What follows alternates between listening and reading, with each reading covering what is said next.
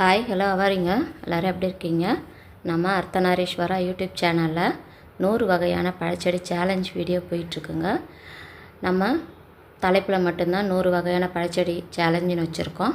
ஆனால் நம்ம தோட்டத்தில் பார்த்திங்கன்னா 100க்கும் அதிகமான பழச்செடிகள் இருக்குது.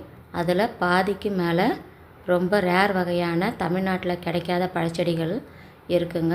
நம்ம அது ஒன்றையும் நம்ம சேனலில் வீடியோஸாக பார்க்க போகிறோம். இன்றைக்கும் நம்ம ஒரு 5 வகையான பழச்செடிகளை பற்றி பார்க்க போகிறோம். அதுக்கு முன்னே வாங்க நம்ம அர்த்தநாரீஸ்வரா கார்டனுக்குள்ளே போகலாம். இன்றைக்கி நம்ம பார்க்க போகிறது நாவல் வகையை சேர்ந்த 5 வகையான செடிகளை பற்றி தாங்க பார்க்க போகிறோம். இன்றைக்கி முதல்ல பார்க்குறது வெள்ளை நாவல். இந்த வெள்ளை நாவல் பார்த்திங்கன்னா ஒரு சின்ன செடியாக நீங்கள் வாங்கி வச்சிங்கனாலே போதுங்க. ஒரு சின்ன செடியாக வாங்கி வச்சிங்கன்னா வருஷம் ஃபுல்லாகவும் உங்களுக்கு பழம் காய்ச்சிக்கிட்டே இருக்குங்க. இதுக்கு சீசன் கிடையாது. பூ பூத்து காய் காய்ச்சி பழமான பிறகு பழத்தெல்லாம் பறித்து அறுவடை செஞ்ச பிறகு திரும்ப ப்ரூன் பண்ணி விட்டுருணுங்க. ப்ரூன் பண்ணி விட்டுட்டோம்னா அடுத்த லீஃப் எடுக்கும் போதே இதில் பூ வர ஆரம்பிச்சிருங்க. இதுக்கு சீசனே கிடையாதுங்க.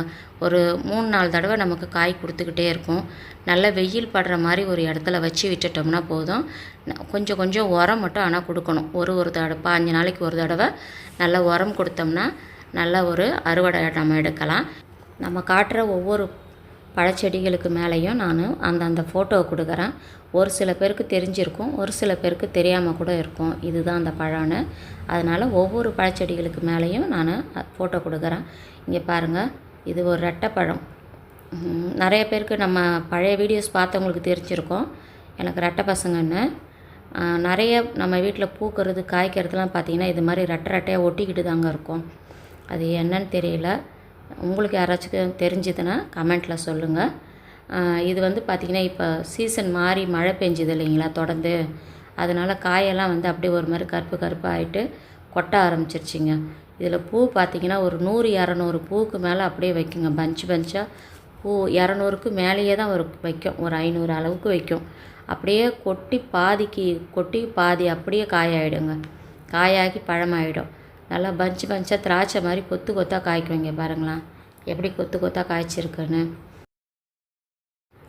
சாதாரணமாக நாவல் பழம் பார்த்திங்கன்னா கொஞ்சம் துவர்ப்பு சுவையோடு இருக்கும் நம்ம சாப்பிடும்போது. இந்த வெள்ளை நாவல் மட்டும் பார்த்திங்கன்னா துவர்ப்பு சுவை இருக்காதுங்க. நல்ல ஒரு இனிப்பு சுவையில் இருக்கும். இது வந்து ஒரு தாய் வெரைட்டி தான். ஆல் சீசன் தான் இது. எப்பயுமே நமக்கு சீசன் மாறினாலும் காய் நமக்கு கிடச்சிக்கிட்டே இருக்கும். புதுசாக வாங்கி வளர்க்கணுன்னு ஆசைப்பட்றவங்க இது மாதிரியான பிளான்ட்டுங்களை வாங்கி வளர்க்கலாம். நமக்கு பழம் காய்ச்சிக்கிட்டே இருக்கிறதால நம்ம செடி இன்னும் வளர்க்கணுன்ற ஆசை நிறையா வரும். அடுத்தது நம்ம பார்க்க போகிறது சாதாரணமாக நம்ம கடைகளில் கிடைக்கும் இல்லைங்களா, பிளாக் கலர் நாவல். அந்த நாவல் பழம் தாங்க இது. இதோட லீஃப்லாம் பார்த்திங்கன்னா நல்லா நீட்டாக இருக்கும். இதை நிறைய பேர் பார்த்துருப்பீங்க. ரோடு சைட்லாம் கூட இருக்கும். 80 கிட்ஸ்க்கெலாம் நல்லா தெரியும். நம்ம ஸ்கூலுக்கு போகும்போது போகும்போது பார்த்திங்கன்னா காலையில் அப்படியே மரத்துலேருந்து நிறைய கொட்டி கிடக்கும். அதை பொறுக்காத பசங்களே இருக்க மாட்டோம். எல்லோரும் அதை பொறுக்கி எடுத்துகிட்டு சாப்பிட்டுட்டு போயிருப்பாங்க. நிறைய பேருக்கு தெரிஞ்சிருக்கும். அதனால் நான் சொல்ல வேண்டியதில்லை. நல்லா நீட்டு இலையாக இருக்கும். இதில் வந்து பார்த்திங்கன்னா லைட்டாக நமக்கு துவர்ப்பு சுவையும் இனிப்பும் கலந்த மாதிரி தான் இருக்கும். நல்ல துவர்ப்பு சுவை இருக்கும். துவர்ப்பு சுவையும் உடம்புக்கு ரொம்ப நல்லதுங்க. அதுக்கு தான் நமக்கு அறுசுவையும் நம்ம உடம்புக்கு எடுத்துக்கணும்னு நம்ம முன்னோர்கள் சொல்லியிருக்காங்க. இது வந்து பார்த்திங்கன்னா கிராஃப்ட் செடி தான். ஆனால் வந்து இது எப்பயுமே கொஞ்சம் லேட்டாக தான் காய்க்கும்னு தான் எனக்கு சொல்லி கொடுத்தாங்க. அப்போ நான் வாங்கி ஒரு 3-4 வருஷம் கிட்ட ஆகுது. இன்னும் இதில் ஆனால் 3 வருஷம் இருக்கும். இன்னும் காய் வைக்கலை. அடுத்த வருஷத்தில் இதில் காய் வைக்கணும்னு நினைக்கிறேன். அடுத்ததாக நம்ம பார்க்க போகிறது இது கிட்டத்தட்ட நாவல் வெரைட்டின்னு சொல்ல முடியாதுங்க. ஆனால் பார்க்குறதுக்கு நாவல் வெரைட்டி மாதிரி இருக்காது செடியை பார்த்திங்கன்னா. ஆனால் பழம் பார்த்திங்கன்னா நாவல் பழம் வெரைட்டி மாதிரி இருக்கும். இதோட பேர் வந்து பார்த்திங்கன்னா லிப்போட்டே அப்படின்னு சொல்லுவாங்க. இது அதிகமாக பார்த்திங்கன்னா கேரளா சைடில் மட்டும்தான் கிடைக்கும். இங்கே நம்ம ஊரில் அதிகம் கிடையாது. கேரளா சைடில் இந்த பழம் கிடைக்கும். இது வந்து பார்த்திங்கன்னா கேரளா சைடில் ரொம்ப உயரமாக நாவல் பழம் நம்ம ஊரில் இருக்கிற நாவல் மரத்தை விட ரொம்ப உயரமாக வளரக்கூடிய ஒரு மரம் இது.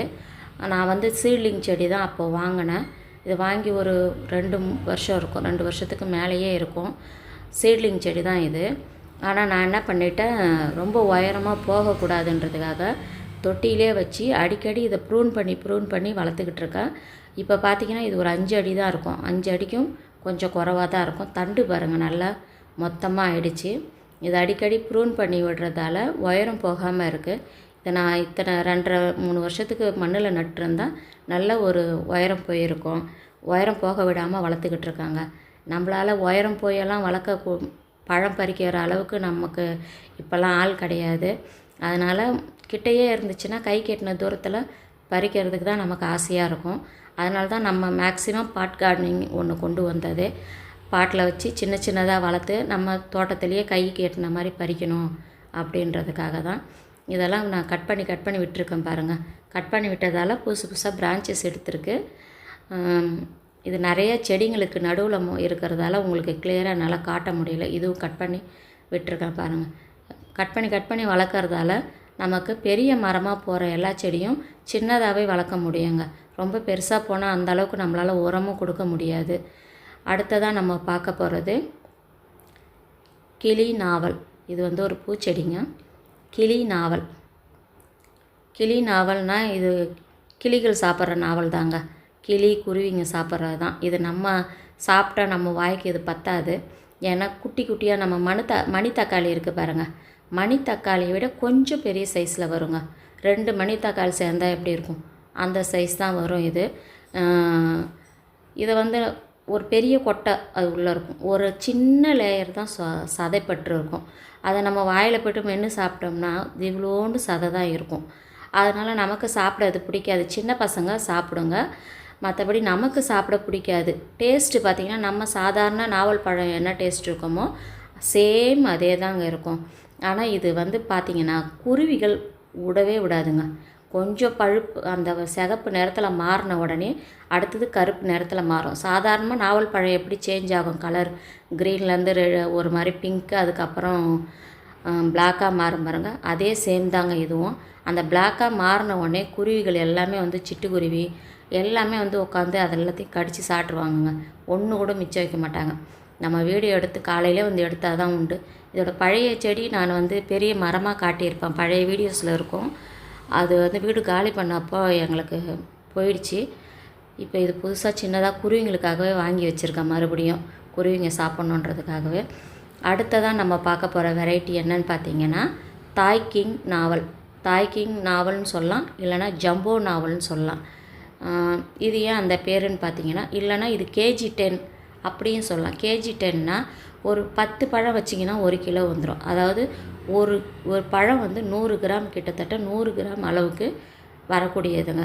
அதனால் வச்ச உடனே 100 கிராமுக்கு பழம் எதிர்பார்க்காதீங்க.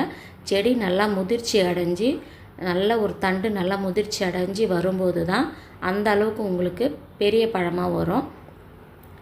இதோட இலைகள்லாம் பார்த்தீங்கனாலே தெரியும், பெருசாக இலை நல்லா உள்ளாங்கை சைஸில் நல்லா பெருசாக வரும். இதில் காயும் இருக்குது பாருங்கள். இது நான் ஒரு ட்ரையலுக்காக தான் விட்டுருக்கேன் காயை. கிட்டத்தட்ட செடி பார்த்திங்கன்னா ஒரு 7 அடிக்கு மேலே தான் இருக்குது. ஆனால் சின்ன செடி தான், மெலிசான கொஞ்சம் தண்டு மெலிசான செடி தான். இது எவ்வளோ பெருசு காய்க்குதுன்றதை பார்க்குறதுக்காக தான் இதில் காயை விட்டு வச்சுருக்கேன். இந்த காய் பழுத்ததும் நான் ஒரு சின்ன வீடியோ போட்டு விடுறேன். பொதுவாக பார்த்திங்கன்னா நம்ம ஒட்டு செடிகள் வாங்கும்போது நமக்கு உடனடியாக பழம் கிடைக்கிறதுக்காக மட்டும் நம்ம ஒட்டு செடிகள் வாங்குறது இல்லைங்க. நம்ம வாங்குகிற நிறைய பழச்செடிகள் பார்த்திங்கன்னா வெளி மாநிலங்களில் கிடைக்கிறது, இல்லைன்னா வெளி நாடுகள்லேருந்து கிடைக்கிற பழச்செடிகள் தான் நம்ம அதிகம் வாங்குகிறோம். அப்போ அந்த காலநிலையில் அந்த ஒரு தண்ணி மண்ணில் வளர்ந்த செடிகள் நம்மளோட மண் தண்ணிக்கு காலநிலைக்கு ஏற்ற மாதிரி வளர்கிறதுக்காக தாய் செடியில் ஒட்டு கட்டி நமக்கு கொடுக்குறாங்க. அப்போ நமக்கு அந்த தாய் செடியில் ஒட்டு கட்டுறதால அந்த தண்ணி மண்ணுக்கு ஏற்ற மாதிரி அந்த செடி வேறு பிடிச்சி வளர்ந்து நமக்கு பலன் கொடுக்குதுங்க. ஓகே ஃப்ரெண்ட்ஸ், இந்த வீடியோ உங்களுக்கு பிடிச்சிருந்தா ஒரு லைக் பண்ணுங்கள், ஷேர் பண்ணுங்கள், கமெண்ட்ஸ் பண்ணுங்கள், சப்ஸ்கிரைப் பண்ணுங்கள். தேங்க்யூ ஃபார் வாட்சிங்.